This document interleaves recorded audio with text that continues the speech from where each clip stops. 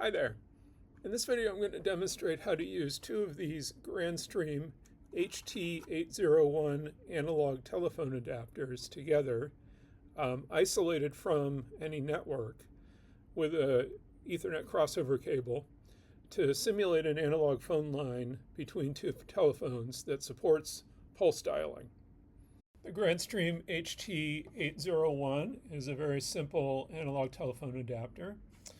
We have three connections on the back here: Ethernet, micro USB for power, and the analog phone connection. And then there's a reset button behind the panel here.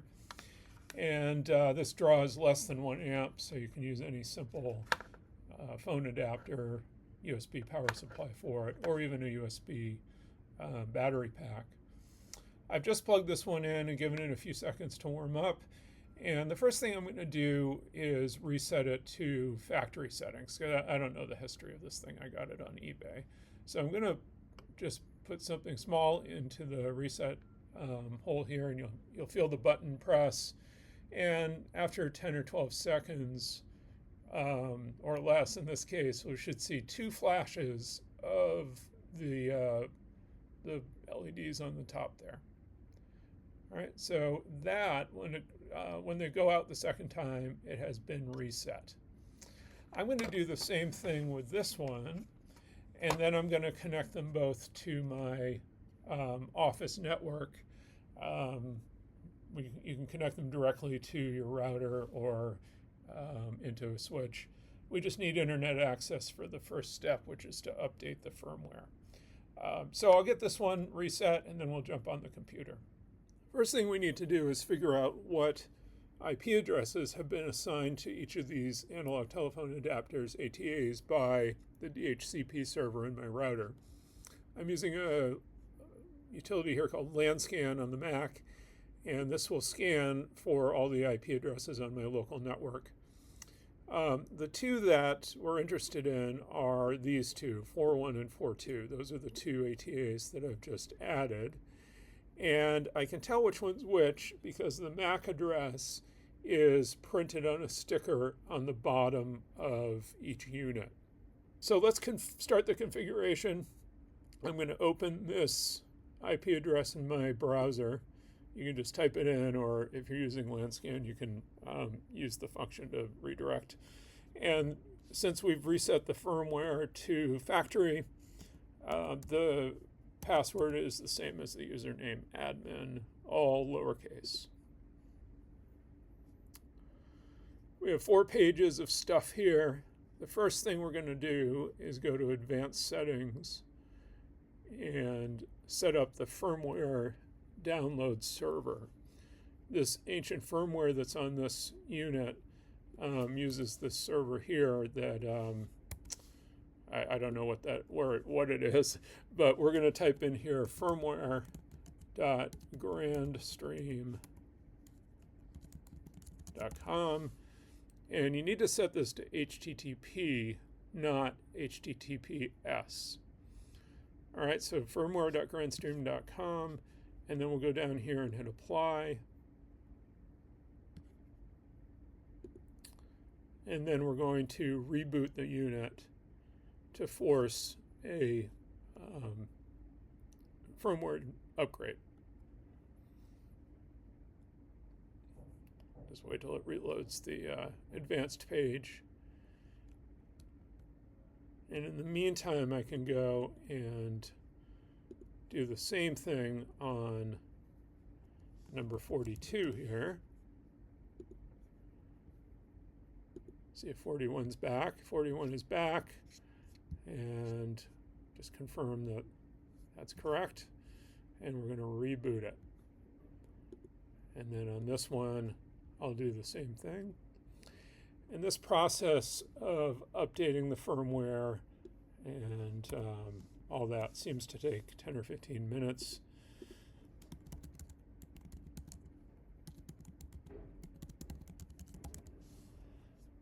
So I'll go through the same process with this one, and next time you see me will be 15 minutes from now, and we'll continue the configuration. All right, it's been about 10 or 15 minutes, and I'm back on the configuration page for Unit 4.1. I'm going to enter the password again, and with the new firmware, it's going to force us to create a better password. So I don't know what the criteria are, but you can't use admin. So I'm going to type in a clever password here that I'll remember. Maybe put a sticker on the unit so I remember it a year from now. And once we've modified the password, we can log in.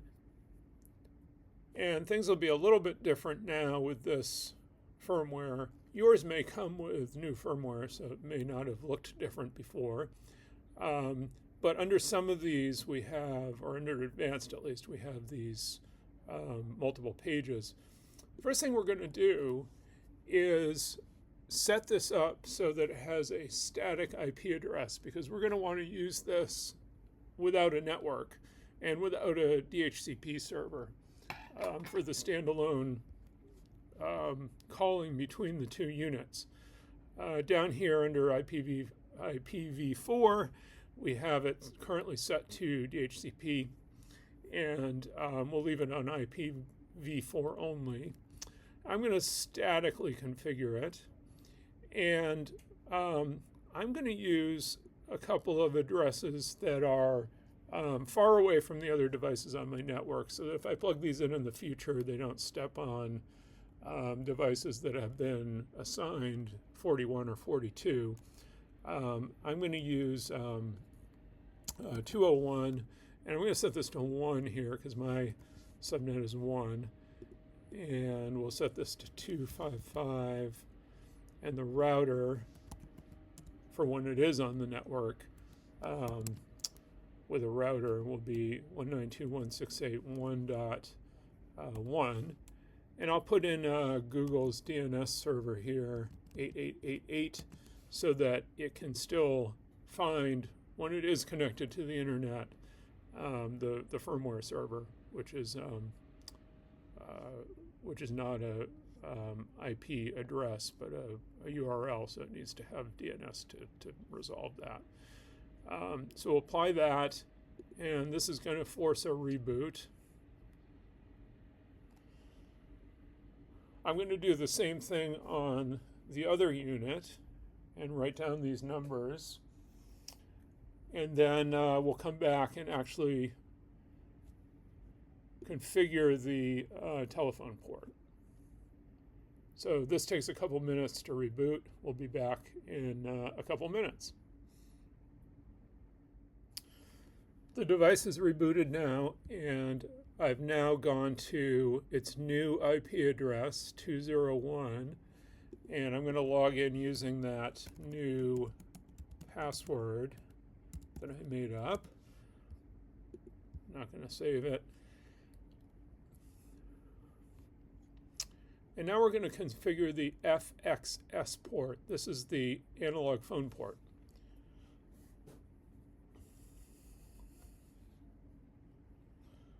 There are about 1,000 things that you can configure here. We don't need to worry about most of them. All this stuff up here, the SIP server and proxy, these all would be used if you were going to connect this to an actual PBX to make phone calls outside of your office. What we're going to do is what's called direct IP dialing. So we're just going to dial, each device is going to be able to dial the other one using its IP address. And by default, down here we have outgoing call without registration, which means that you can still do IP calling even if this doesn't register. So we'll just leave all that alone. There are 3 things we're going to change here. The first is what's called the dial plan, and I'll just search for it. Dial plan. And here's our dial plan here. The dial plan on a VoIP device is a code that represents the patterns of things that can be legally dialed on the phone. So an X, and it's manufacturer specific, but for Grandstream, X is any digit, and then plus means any number of digits after that. This backslash, I'm not sure what that means. The star X plus means that you can type star on the touchtone phone, then an X, then any number of digits. This pattern is star, then 2 digits, then another star, then any number of digits. We're going to get rid of all of this for what we're doing. And I've prepared over here the dial plans that we're going to use. So each of these blocks represents one of the ATAs. This is the one that we're configuring now, 201. And we're going to make this extension 201, which is what you'll dial to make the phone attached to this ATA ring. And this can be any number of digits. If you want to, pretend it's a real phone, phone connection and use your childhood phone number or something, it can be 7 digits. And then down here is going to be our dial plan. So we have 2 parts to this. This pipe here separates them. I'm keeping the ability to dial star and then any number of digits. And then over here, inside of these less than and greater than braces here, brackets here, we're going to have the replacement string that will allow us to dial this extension 202, which is going to be the other ATA. So when you have an equal sign like this, what this means is that when you dial 202 on the keypad on the phone, the ATA is going to replace that with all of this stuff. And what this means is star 47 is Grandstream's code for direct IP dialing. So you could dial star 47 on the keypad and then dial in manually a whole IP address. And this allows us to just dial this and have it done automatically. So it's as if you were dialing star 47 and then the IP address of the other unit and the port number, which is the UDP port that it uses to connect, which is 5060 by default. So when we dial 202, in the background, it's going to replace that with all of this.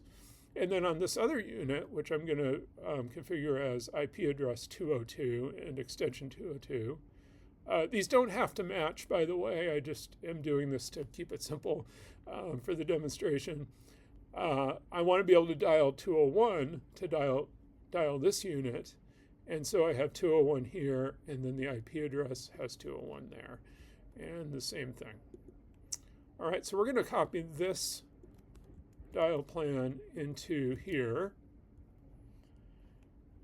And then the other 2 things we're going to set on the FXS page are pulse dialing. So I'm just searching for pulse.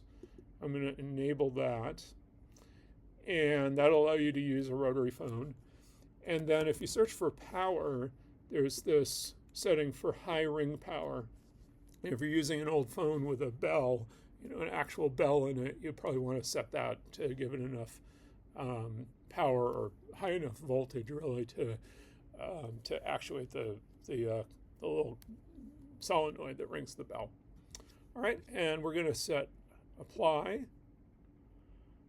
And then you don't have to reboot after this stage.